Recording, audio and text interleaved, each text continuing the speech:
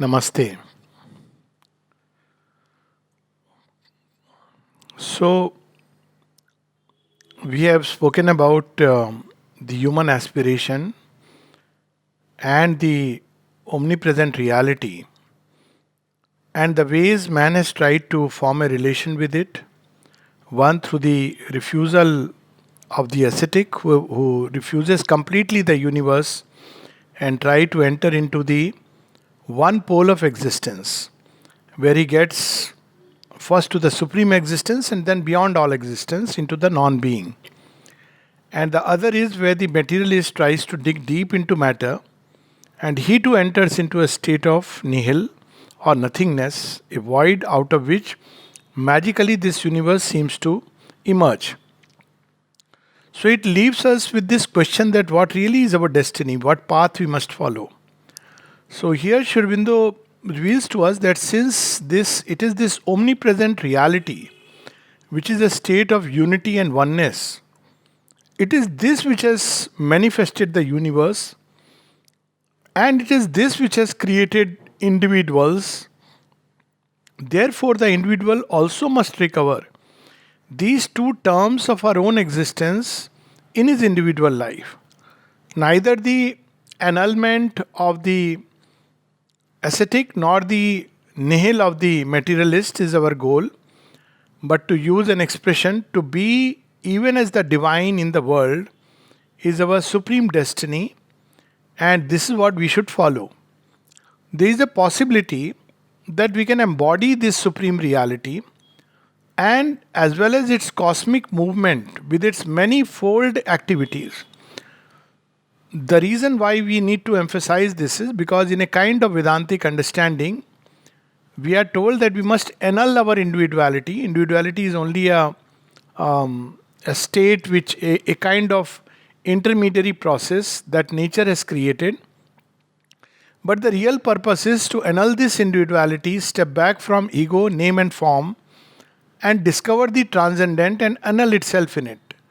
Obviously, as we have seen, if that was God's purpose in the world, there would not have been any world at all, because originally that was the state already. So, individualities have been created for a purpose, and that purpose is just as the divine, that one reality, manifests itself in the universe, the individual actually grows through the universe and the universe grows through the individual. Now, this is the what we see in the next chapter, Man in the Universe. There is a kind of interdependence. Let's take, for example, Earth has been important in the formation ultimately of all life, including the human life. But equally, the human consciousness, by its growth, development, evolution, gives a new understanding of Earth itself. So, Earth begins to understand itself, if we want to put it that way, through the individual. So, as the individual consciousness advances, the universe advances. So, we can look at the universe like a huge, many kinds of pathways in it, crisscrossing, like a huge ball with many crisscrossing routes. And the individual, as he journeys through these routes, he discovers something of himself through the universe. And as he discovers something of himself, he also enriches the universe, because there was some possibility, something concealed in the universe, which begins to become manifest within him. So, in that sense, these three terms of the divine existence we have to reclaim. Ordinarily, it is told to us, it is believed that once one discovers the transcendent, the whole purpose of an individuality is over, and all that is required is to annul oneself. But here Sri Aurobindo brings a new thought, to an extent consistent with the Gita and the great teaching of the Isha Upanishad, that individualities were not created to be annulled in the transcendent, but to manifest the transcendent. So he brings in this new dimension about the world, that it's not a Maya which is meant to delude us, or in some way just a meaningless illusion, but it is a Leela where the divine is expressing himself through these two terms. One is the universe and the second is the individual. And it is the linchpin is the individuality, where both these terms can be reclaimed. So we can reclaim our universality. What is meant by that, just to touch upon it. Normally, let's say any force, knowledge or love, or Iksha Shakti, power. Iksha Shakti is one way of looking at it. It expresses within us, and the moment it enters the ego individuality, we think it's mine. It's me who loves, and it's somebody else whom we love. Knowledge we gain through the sensory data, sensory experience, and we believe this is now my knowledge which I have acquired it by certain kinds of effort. But by reclaiming universality is understood that all these forces take an individual form within an individual, but they are working universally. Love, the possibility of love and knowledge is not exhausted in man or one man. They are working in different ways in the entire universe. And if we can universalize our consciousness, which is a possibility envisaged by yoga, by stepping back from the ego individuality and entering into the sense of the universe, into the vaster extension of consciousness, then we can become aware of the action of these forces in different ways in this entire creation. So it gives us a new way of understanding and new way of acting in this world. Take for example, when a scientist studies a plant or an object, he studies it from the surface and then he keeps on digging and discovers, let's say for instance, the various forces which are acting within it. But then when we enter into the universal consciousness, state of oneness, we discover that the same forces are working in different ways in the entire universe. Take for example the principle of Jala. We'll talk about it when we come to the chapter on conscious force. So this principle, which is a liquid state. Now liquid state is not just about water, but it's a state in which there is attraction and repulsion, which is one of the conditions for formation of forms itself. So this tendency is there even at a human psychological level, and at its highest it takes the form of the whole water being upheaving to the moon, which is our entire nature trying to leap up to the divine consciousness and recover its supreme form. So there is in all these forces, there is a oneness, the force that informs the tiger and the force that informs the deer. Though they take two different appearances, the tiger is preying and the deer is preying at the one who has to escape, yet they are the same force. It changes our understanding of the entire, not just of universe, but of the whole play very differently. Ordinarily, we have the center is the ego. So that's what he reveals in the next chapter, the ego and the dualities. So what is the error that ego makes? It exaggerates in two directions. One direction is that ego believes the whole universe and everybody in it, and of course even God, must center. Ego is the center and around which this play must take place. So this is the ordinary normal state of our relation with regard to the universe when we base it on the ego.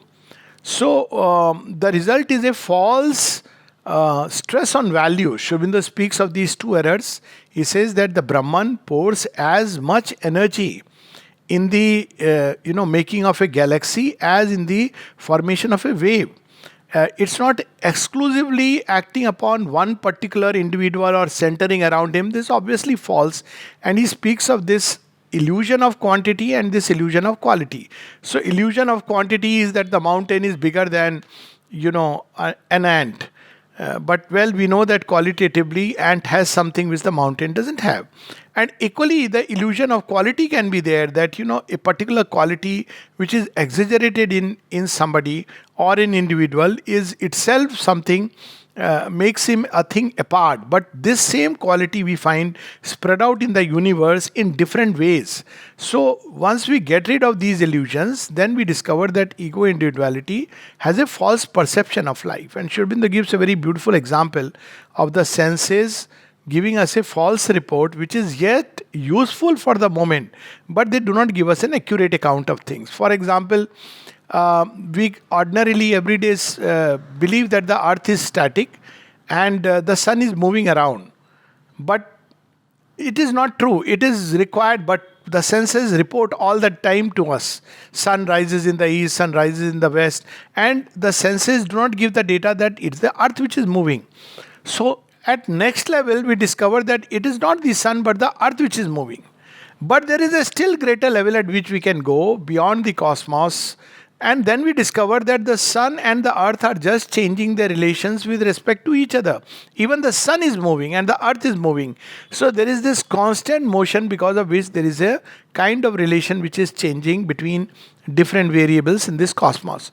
So basically, as long as we live in the ego and we live by the reporting of the senses, we cannot find the real meaning of our own existence in the cosmos. So all the we see Vedantic literature and spiritual knowledge bids us to come out of the ego.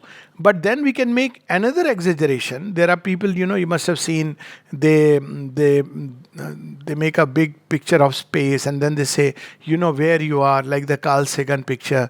This Earth, which is small little dot, and in this dot there is a human being who is an insignificant speck. So it says that, look, if the ego individuality is not there, in fact, there is nothing. We are nothing but dust. This is another kind of exaggeration, because in this individual, upon this insignificant dot, there is a Leela which is going on and unfolding. It is through this individual that the Supreme seeks to manifest himself, because this is something unique to man. So both exaggerations, on one side, the ego exaggerating itself as none else but God and everything must move around it, is one kind of exaggeration. On the other hand, this, that we are nothing but a speck, and we must realize it, and therefore we must live, accept and acknowledge that we are nothing but, let's say, bubbles on time sea. That is another kind of exaggeration. So Sri Aurobindo reminds us that this is not the correct relation. We need to discover the true relation. Now, because ego looks at the entire world and all its events based on its own personal standpoint, which is essentially a standpoint about what gives its pleasure and what gives its pain. And though this standpoint has its own meaning, as we shall see later on, but yet, because of this standpoint, the entire values of the world are falsified, leading to a misunderstanding. Say, for example, somebody goes through pain or a painful experience because something that one cherished is snatched away. Now, when we look at it from the egoistic standpoint, we will draw all kinds of conclusion, including that, I received pain, God has punished me, and 101 kind of different conclusions. But when we look at it, that what really is the divine will doing in this universe, then the conclusions may well change, and we may just discover that that event which was giving me pain actually was an event which was filling me with wisdom, strength, and a new way of looking at the world. So there is this famous story of several stories like that, but one of them is that there is this empress, and whose beautiful Chinese mirror, well, let's not say Chinese mirror, beautiful Indian mirror. Well, why can't it be Indian mirror? So it broke down. It fell from a wall where it was hung, because the Dasi was cleaning it, and it fell down and broke. So this Dasi, this slave girl, felt that, now my life is in danger. I'll definitely be checked out and maybe beheaded. She goes to the empress and says, I'm so sorry this has happened. And the expensive mirror that you got for yourself, I broke it accidentally or whatever. And then she hangs her head waiting for the verdict. So the empress stays quiet for a while. And then she says, wonderful, it has happened so. Every day this mirror used to flatter me. And I'm so happy that this mirror is broken, because now the one thing that used to flatter me is gone. So I can look inside, turn within, and discover my real beauty and who I really am. So ego gives a false value of things, and therefore it creates dualities of good and bad, pleasure and pain, though they are needed at a stage of development, because if prematurely we get rid of the ego individuality, enter into the cosmic consciousness, it can dislocate us. We may be, a whole mass of experiences may rush into our consciousness, and we won't be able to handle it. That's why ego individuality has been created. But there comes a time when the purpose of this individuality has been served, and the individual, getting rid of the ego, can yet continue to be a powerful instrument of action or the divine unfolding upon earth. So he knows that, well, this individuality, or let's use this word, that this ego individuality is not me, but simply an instrument meant for the fulfillment of the divine in life. So that's where Sri Aurobindo says, to fulfill God in life is man's manhood. This is our true purpose. So, how do we arrive at this conclusion? How did the ancient Vedantic seers arrived at it? So, Sri Aurobindo starts with first reason, and he says, normally, how do we arrive at knowledge? So, there is this chapter on the methods of Vedantic knowledge. How do we normally arrive at knowledge? Through the sensory apparatus, we get the input. Senses are the first means of knowledge. Then we have the sixth sense, the sense mind or the mind, which picks up all the data, and then the discerning intellect applies itself on it and draws its conclusion. So, this is the ordinary way of looking at a data, and then reason draws its conclusion. Let's say that if it sees that war is going on and there is a lot of destruction, it may well say that, well, there is probably no God, and this world is made only for eating, or by hunger, which is death. This world has been created by death, because one sees death as a certainty, though life is also a certainty. But one picks up that and draws a conclusion that death is the only thing which is certain about life, not realizing that death is a. Now you see, the reason can have another movement. That's what Sri Aurobindo says. The same data. Now reason can have a very different movement, which is a pure reason. Say for instance, we see death, and reason can draw this conclusion, which seems very valid, that, well, life actually is nothing else but death, a food for death, and ultimately death is the only reality which is there in this creation. But if the same data, we broaden the view, then we see that death is not only there is also life, and constantly with death there is life being created. In the human body, in the cosmos, stars are born, stars collapse, new stars come into existence. They are necessary, it's not an arbitrary thing, because the balance of creation necessitates the emergence of new stars. Forget all that, just look at the human population. Look at the human population, that if death is the only reality, look at how the population is growing. Life is being created. Now, it's okay, it may not be an individual life form, but the fact is that ultimately in the race of life and death, life seems to be the one which is the victor, not only in terms of quantity, but also in terms of quality. Look, there have been 6 pralayas. In one pralaya, there were just 5,000 human beings left when there was this asteroid which had hit, or the ice age. And the second one, when there was a massive volcanic eruption and there was 1,000 just human beings left, and yet life conquered. So the same data, if we look at from another point of view, that look, life not only conquers, but it becomes victorious. It takes the challenge of death, and it evolves due to death. Because of the constant, as Sri Aurobindo described, death is a whiplash to spur us towards a deathless state. So when we look at the same data and apply reason in another way, pure reason, then we are in for another kind of paradigm. It's a complete paradigm shift. Take another example. When we look at, normally neurologists and, doctors tend to say that consciousness is because of the brain and the human brain. We are the only conscious creatures.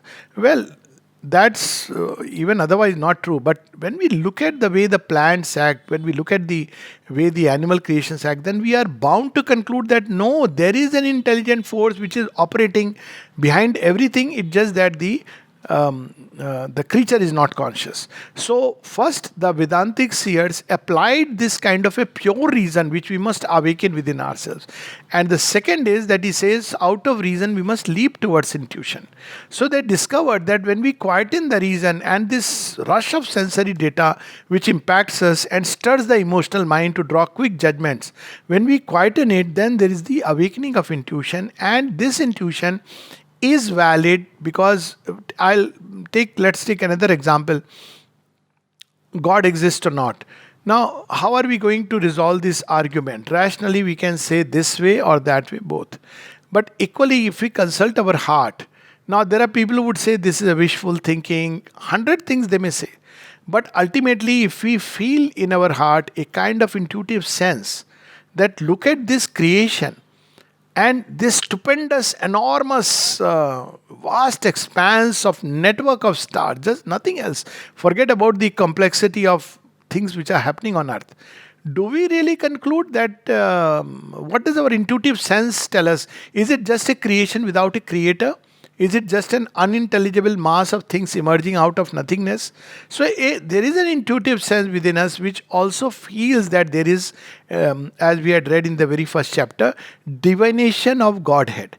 And it is because of this there is an aspiration. Where does the aspiration come from? Aspiration for beauty, for perfection, for immortality. So this intuitive sense the Vedantic seers had developed, and it is through intuition that they discovered the reality. And why? Because this reality operates intuitively. When we look at the entire creation, how does this knowledge work in this creation? It doesn't work through rational logical steps that we would conclude. It uses the most apparently insignificant materials to build significant things purely through intuition. It's like the eye of an artist is just filling a map and a picture, moved by something deeper than his surface reason, and he ends up creating a marvel. So discovery of intuition, development of intuition was primarily the method of Vedantic knowledge. So what did they discover? So we see the whole thing is flowing. So what did they really discover? First they discovered that there is a pure existent. Now if we look at these next 4-5 chapters, chapter 9, 10, 11, 12. So this is all basically Sri Aurobindo is taking Sachchidananda, and each part of it he is revealing to us in his own way. So pure existent is Sat. It's not existence but existent. So one who exists. So it's a being. Is there a pure existence? When we look at this world, we will see that there is constant change. So one thing we know, that there is a dance going on in nature. With rhythm or without rhythm, and in various ways, stupendous dance. So this we know. But is it taking place without any reference to anything? So the next thing we say that the reference point is space and time. The dance creates time, and that basis is space. So the next question is that where is this space really located? It's a strange question because there is not one but many spaces. So if we take that standpoint, where is space located, then even we are forced to conclude that there is existence in which space tends to expand itself. And what is the nature of this existence? Is it finite? Is it infinite? So the moment we say it is a finite existence, then the question is just pushed one step backward. It's like people who say, how was God born? So this question, is an absurdity, because the moment you say by this, then the question is how was that born and that born. So at the end we meet an infinity. So there is an infinite existence, call it Sat Purush, call it Sat, which is there behind this entire creation, and it's conjured in the image of Shiva and Kali. So Shiva forms the stable basis on which the dance is taking place, Kali's dance. And it's the Shiva's presence which stabilizes the dance of Kali. And on a very gross level, at a material level, though matter is not the stable basis, because matter itself is constantly within it, there is a change taking place.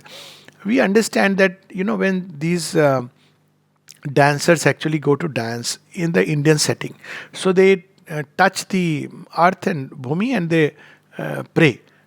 We also, when we used to get up in the morning, we were taught bhumi ko touch karke, bhumi pujan is very important, because that is providing the stable basis for all other that will be erected upon it, for the dance that will take place.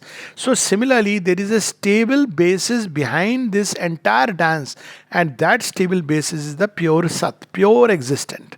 So this is one truth that we need to know, and all existences are derived from him.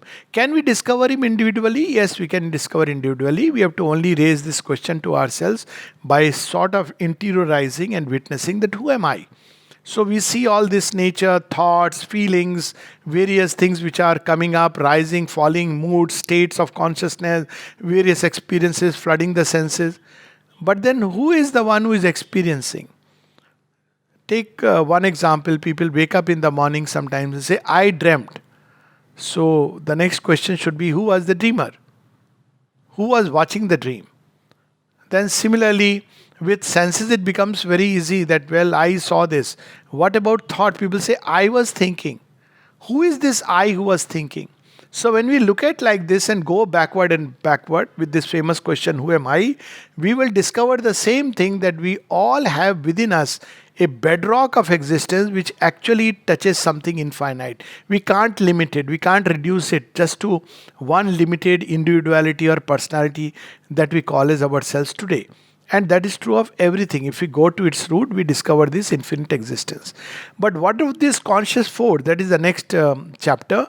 This stupendous dance which is taking place. Now, we start with that this is force. Science also admits this is force. So it calls it energy, call it whatever, doesn't matter.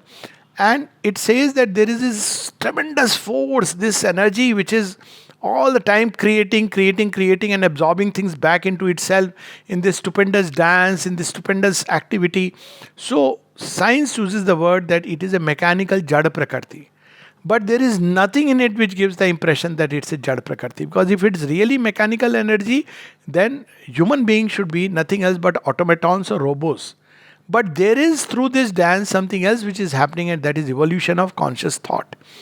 And if we go still further, evolution of intelligence. So in Sankhya philosophy, Sri Aurobindo reveals it here. We have this explanation of this nature through the Panch Mahabhut. So what really is this? The first principle, there are different principles which have emerged in the course of creation. The first is a vast infinite extension in space where there is constantly a state of rhythmic vibration. Though that's the initial nad. But nad swar itself by itself, it can keep extending space. You see, when sound is thrown, any sound, even human sound, if it doesn't meet with an obstacle, actually it will keep traveling infinitely. So that's the basis, these people who use this Doppler by which they can actually know how far a vehicle has gone. It is used for traffic regulation, even for finding the vehicle, what was the speed of the vehicle at which it was going. But if there is no obstruction, it will continue traveling infinitely. How will it build a form? So there has to be something which creates an obstruction.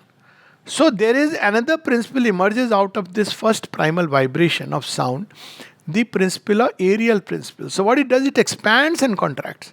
So it creates that sense of it disturbs. See, anything which is traveling without any obstruction, suddenly obstruct. There is a contraction. It is impeded. Then again you release. There is an expansion. So it creates a disturbance. Shob as it is called in Hindi. So because of that shob, that aerial principle, we see that there is some kind of a differentiation which begins. Now, but that is not enough to create forms. So there is the principle of light, heat, electricity. So that becomes a means to bring it closer. You see, when to try to bring some kind of a cohesion. That's why you see when people speak about how matter was formed from that state of gas. It was nothing but gaseous state. So actually we can see even at a physical level that's how it happened. So this gas which was spinning at amazing speed, there is within it, this fire which emerges. There is this, electrical discharges, lightnings, tremendous, which begin to attract or pull certain vibrations, certain movements towards itself. That's how we see, nucleuses are formed, and that's how the first forms begin to emerge. So that is the principle of Agni. That's why Agni is the knower of all births, Agni Jat Vedas. But even this cannot create stable forms. So the next principle which further modifies it, there is only one principle which is being modified. So what is that principle? He will reveal in another chapter. It is Sadvastu. So out of that, there is a further modification, and this tendency for first forms to flow like a jelly. So they begin to flow. As soon as they are created, they get modified and they begin to flow. So as they begin to flow, there is what is born as, how will they flow? So there is the force of attraction and repulsion which makes them flow. But still they are not yet solid, and then comes the last, or the gravitational pull, the power of cohesion, the force of cohesion. And this force of cohesion actually binds things together and really gives rise to what today we experience as concrete matter. But even then, it won't explain that how we perceive things the way we perceive. So Sankhya also brought in the 5 elements, 5 senses. Each sense corresponds to one principle. So for example, we have this aerial principle. First the space, the ether. So we have the sound, and we have again the aerial principle. So we have the touch, the first touch you can feel. Actually, if you develop sensitivity to touch, you can experience things from afar, even before an illness enters. It's just a question of developing it. In fact, in villages, they say "hawa lag gayi hai." It's a way of saying that something has come and it has touched the person, brushed aside, and you can experience it. So this is the second touch, and then when the heat and light they begin, then sight through which we perceive it. It receives that light, and that's how the light principle, the third sense, and then the flow, the water. So that becomes taste. So you taste, through the taste, you can receive this liquid principle, the water principle, jala principle. So in taste, that's why this word taste is interestingly used even to describe attractions and repulsions at a psychological level. Say, no, I don't have a taste for that. So true, because it's the same principle which is operating. Attractions and repulsions, which are question of, which are basically the water principle. And then finally the earth principle. So it is received through the sense of smell. That's why you see, one of the things which is most fascinating, invigorating to human beings is the first rain. So what happens when the first rain falls upon earth? You get a peculiar smell. And it is like recreating that original sense of the universe. So each of these five senses receive. But even that does not explain individuality. So Sankhya brought in this element of Mahat, which is a vast expansion, and the Ahankar, the sense of individuality. That's how it explained. And then finally the intelligence, which actually reflects these things within itself. So intelligence belongs to the Purusha. Of course, Purusha is nothing to do with men. Women are as intelligent, more intelligent, but it has to do with the principle of intelligence, in which the movements of Prakriti are reflected. So when we go this way, we end up seeing that this stupendous dance is not just a meaningless dance. Who is the one who created all this? Around whom this dance is taking place? Is that really an unconscious force, mechanical force, material force? Is the constitution of atom? Forget about all this Sankhya. Just look at an atom, the way it's organized. Nothing but crystallography. Is it really unconscious force? Or there is a constant, one can look at it and see that there is an idea and intelligence which is expressing itself. So we end up with this conclusion. Aurobindo, of course, takes us step by step that there is a conscious force in existence.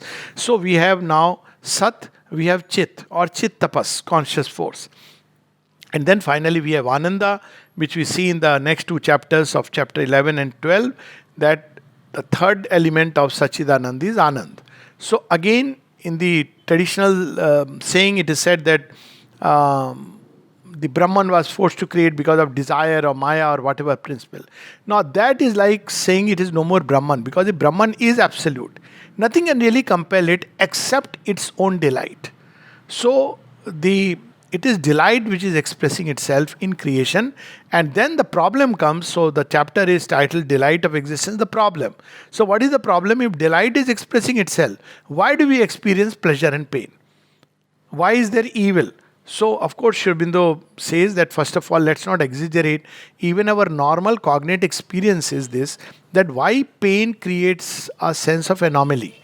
Because our general state, if you look at any life, the sum total, honest, impartial, without getting emotional about it, just the moments string together, just the moment, not the way mind hangs on to it, we will see that the moments of joy are many, many more.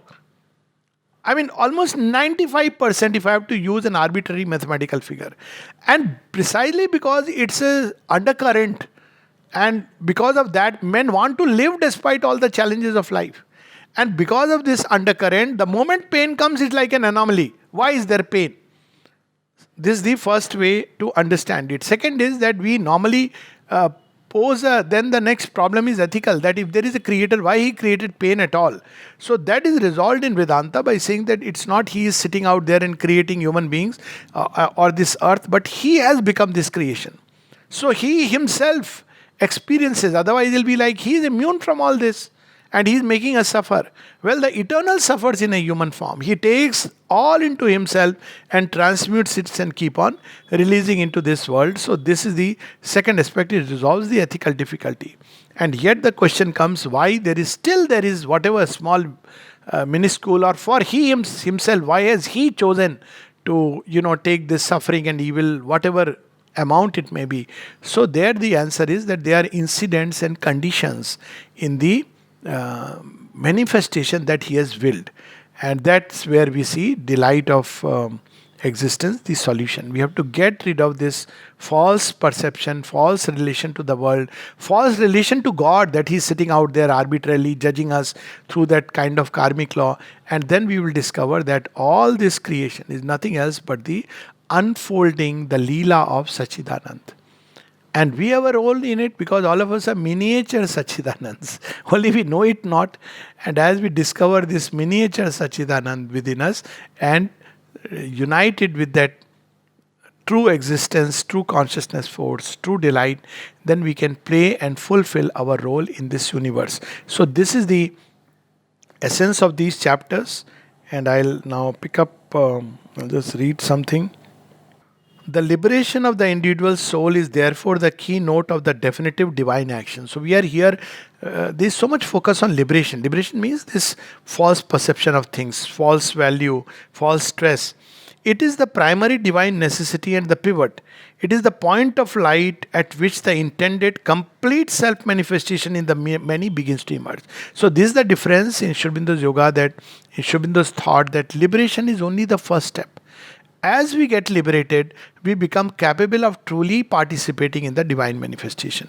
If we are ourselves caught up in that state of duality, trapped by the senses, then we are really not ready. But the liberated soul extends its perception of unity horizontally as well as vertically. So this soul liberates itself, extends itself in similar liberated souls as the animal reproduces itself in similar bodies. The moment an individual is liberated, his consciousness is no more confined to the cage of the body and the ego. So it tends to extend. And very interestingly, that's why many of these seers, these gurus, real masters I am saying, who had found the way, those whom they took up as disciples, in whom they started reproducing their state, that was called as Guru Kul. It was a new identity that one discovered. Why? Because what was the Guru really doing? He was not just telling us a method. That is only an excuse. But Guru was extending a state of consciousness into the individual, and all the methods were literally meant to become receptive and open to his influence. That's exactly what Sri Aurobindo says ultimately in Sri Aurobindo's yoga. What is the method? He says open to the mother and receive her influence. Because then that state can be transmitted to us directly. Then there is another very, very powerful Mahavakyas, I would say, in this chapter on man and the universe. The ascent to the divine life is the human journey. This I feel is something which you should write it, inscribe within and put it on the wall. It's something so powerful. Because all the time we get confused. What is my goal? What is my aim? What am I here to do? Well, this is what we are here to do. All else is an incidence. All else are situations and events and circumstances which will change. But what is the goal? The ascent to the divine life is the human journey. The work of works, the acceptable sacrifice. He's using the word acceptable because basically, anyways, life is a sacrifice, whether you like it or not. World extracts from us, nature extracts from us, because it's the nature of things that there is a oneness. So whether we like it or even if we shut ourselves in a room, interact with nobody and nothing, still life will extract its share from us, because that's the very nature of this creation. But the acceptable sacrifice, the one that is acceptable to the divine, is that when we strive for the ascent to the divine life. Otherwise people say, all my life I sacrificed myself to the children, family. What did I get? What did God give me? So why do you expect God to give you anything? Your sacrifice for children, honestly speaking, children should give you something. And if they didn't give it, anything to you, it's a good lesson at least they gave, that life went a waste.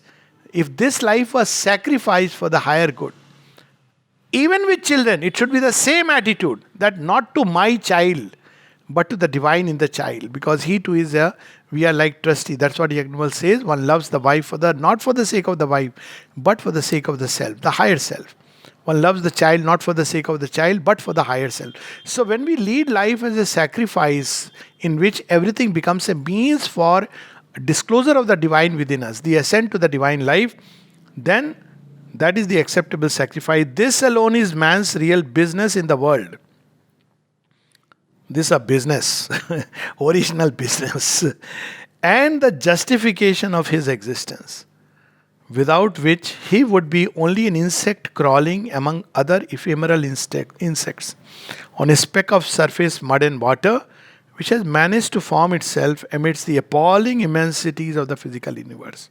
So, when we have this picture of this man dot on the dot, it only applies if we are really living only for the sake of our personal comfort and egoistic pleasures. Then yes, it is true that we are nothing else but an insect. Like an insect also has a space, insect also feeds, it also builds. Sometimes, white ants build skyscrapers by their standards, and ants provide for 3 generations by their standards. Exactly the same activity like man.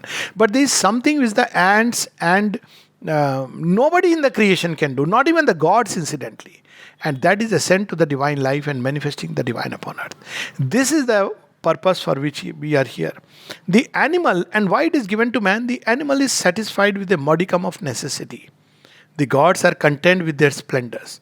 So there was a time, that's why often I say jokingly that, of course it is said in a way that when there are sometimes you are born only for bhoga of your past experiences, what good you have done. So that is called bhogyoni. So when it is bhogyoni, you are born in America or England and whatever. Now no more. Now everywhere you have to compel to do yoga. But you are, enjoying the fruits of your, like a paradisal note. But when you are born to, when you have to evolve further, to take one step further, Yog Yoni, then you are born in India. Because here you are born with, may not be a silver or gold spoon in your mouth, but certainly the Premvati, that hookah of, that ghuti of yoga is given to us right from birth in one way or the other. So, the animal is satisfied with the modicum of necessity, the gods are content with the splendors. Too satisfied a person cannot turn to God, because he is just too happy. That's why when God looks upon him, oh, your time has come, so he often shakes him out of that comfort zones.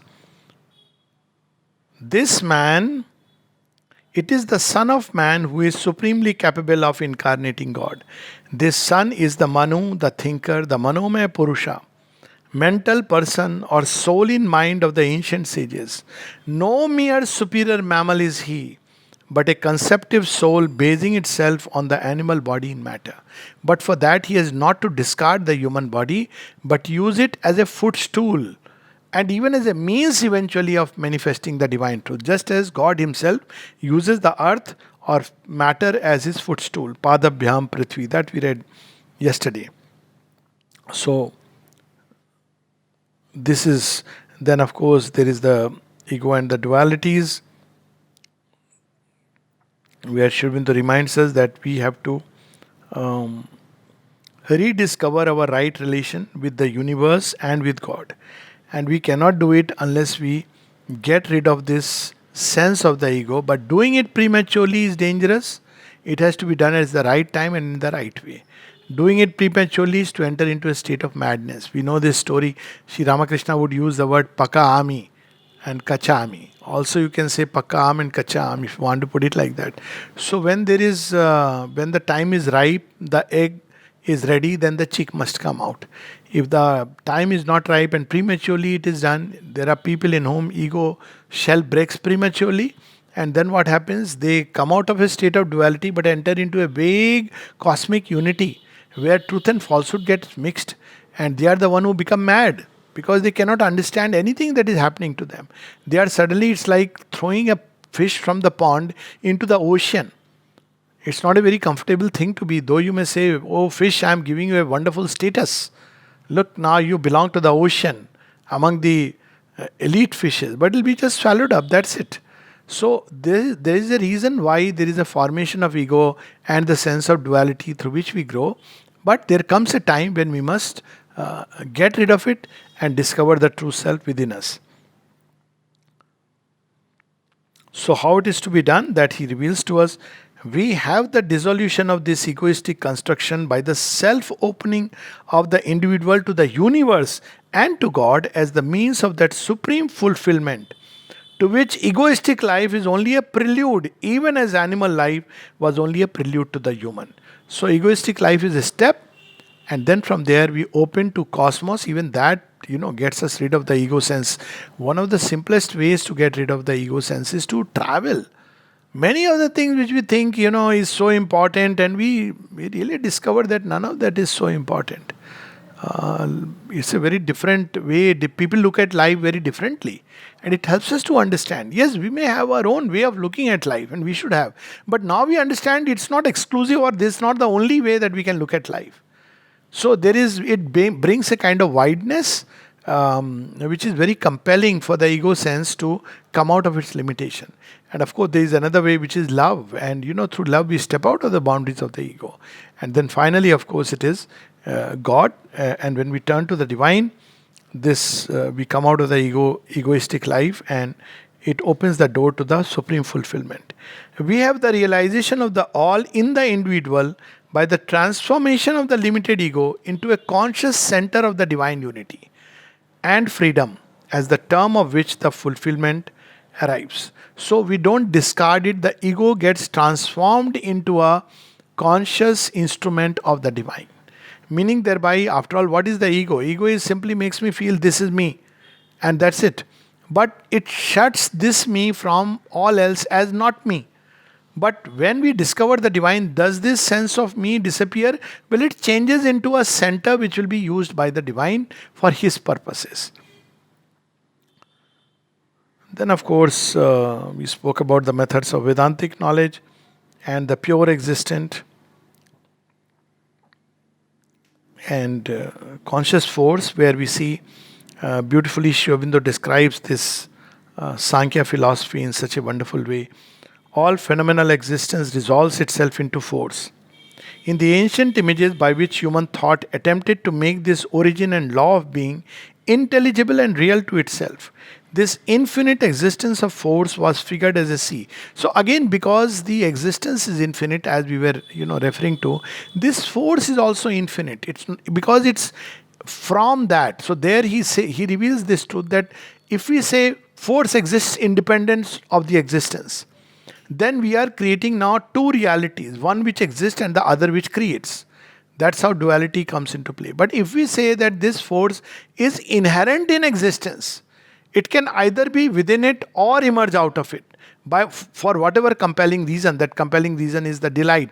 Then we can understand that the two are one, the Ishvara and the Shakti. When Shakti is absorbed and lean in the Ishvara, then it is in that mode of the Supreme Purusha. When it emerges, there is this creation and the dance begins. So this is how we have to understand the relation between the pure existent and the conscious force. In us too, we can understand, we can be in the mode of being an inactive state or witness state, or we can be in the state of action. So where did this power of action emerge from? From within. It was all there and it emerges. So that is the relation between force, conscious force, and the pure existent. And it is infinite existence, infinite force. They are together as one. When it emerges, then there is creation. And how this creation takes place, that's what he describes. Infinite existence of force was figured as a sea initially at rest. So that's when it is with the pure existence submerged and therefore free from forms. But the first disturbance, the first shob, that is the word used, the first initiation of movement necessitates the creation of forms and is the seed of a universe. That's how the Nad Brahm, molded as it is by contacts, matter is the presentation of force which is most easily intelligible to our intelligence. But actually, there are plenty of forms. Thoughts are forms, desires are forms, everything have forms if we have the vision to see. The elementary state of material force is, in the view of the old Indian physicist, a condition of pure material extension in space, of which the peculiar property is vibration, typified to us by the phenomenon sound. This is the ether which people discarded. It's coming back again because there is no way you can really explain pure material universe. So this we have already spoken about, and it's if one wants to read in great detail, it's a delight reading it from the chapter. And then, of course, he speaks in the delight of existence, the problem. And the problem is this, that if Ananda is behind, why there is pain, suffering, and evil. And here he says something very interesting. I'll just read a little bit of this. This is Aurobindo answers for us. This, the real problem is, okay, Sachchidananda, it may be reasoned, is God, is a conscious being who is the author of existence. How then can God have created a world in which he inflicts suffering on his creatures, sanctions pain, permits evil? God being all good, who created pain and evil? If we say that pain is a trial and an ordeal, we do not solve the moral problem. We arrive at an immoral or non moral God. An excellent world mechanist, perhaps, a cunning psychologist, but not a God of good and of love whom we can worship. Often in our talks, we have been speaking of that. Only a God of might to whose law we must submit, or whose caprice we may hope to propitiate. For one who invents torture as a means of test or ordeal. So for once we should get rid of these idea, mother is testing me and God tests us. One who invents these ideas of torture stands convicted either of deliberate cruelty or of moral insensibility. And if a moral being at all is inferior to the highest instinct of his own creatures, even as human beings, we would rather use gentler methods. And if to escape this moral difficulty we say that pain is an inevitable result and natural punishment of moral evil, an explanation which will not even square with the facts of life.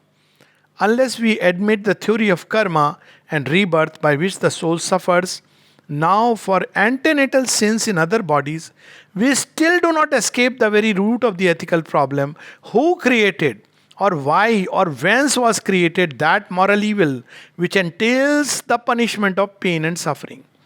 So that's why we see, one like Buddha, he denied the existence of God. Because actually, if you just limit yourself to this and do not bring the evolutionary perspective, and this that God is immanent in this creation, these are the two things which are important. One cannot understand the whole mystery at all. And therefore, Aurobindo closes so beautifully. And again, if we look at world existence, this, of course, delight of existence, the solution, rather in its relation to the self delight of eternally self existent being, we may describe, and realize it as Leela, the play, the child's joy, the poet's joy, the actor's joy, the mechanician's joy of the soul of things eternally young, perpetually inexhaustible, creating and recreating himself in himself for the sheer bliss of that self creation, of that self representation, himself the play, himself the player, himself the playground. You see, this change brings a lot of difference. If people who go to army, and they go through this training, tough training in NDA, if they didn't know what is going to come out of it, they would say that what kind of a horror is this? But when they know that this is the process through which I must undergo for my own joy tomorrow to come. You want to climb a mountain and have the delight of the mountain. So one has to train oneself. So it is like a training ground. So just like children learn through error, fall, and yet they continue to learn and take a joy in it, similar should be our attitude, that everything that is created in this universe is meant to make us eventually grow into a state where we can become conscious instruments and manifestation of that all-knowing, all-wise love, ananda, consciousness, force, wisdom that is behind this in this universe. So we'll stop here. So pleasure, pain, indifference are nothing but passing phases, disguises, just as evil is a phase through which one passes to bring out the greatest good. So, pain of mind and body is a device of nature, that is to say, a force in our works meant to subserve a definite transitional end in our upward evolution. And who is it's not God choosing it and we are plunged into it. God is into it, and we ourselves, in our deepest essence, is that. When we discover that, when we have to say, we chose this process so that we can enter into this beautiful possibility of manifesting the divine delight through this wonderful rainbow hued, many toned, multi layered, many tired existence that we know as cosmos or creation. Thank you.